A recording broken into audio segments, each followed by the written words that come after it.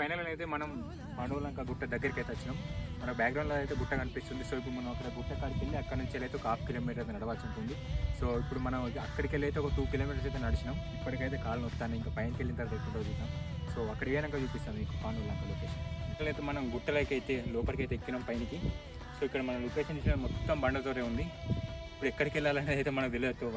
ఇక్కడ బ్యాక్గ్రౌండ్ చూస్తే మీకు మొత్తం చెట్లు పొలాలు ఒక ఊర్లే కనిపిస్తుంది డైరెక్ట్.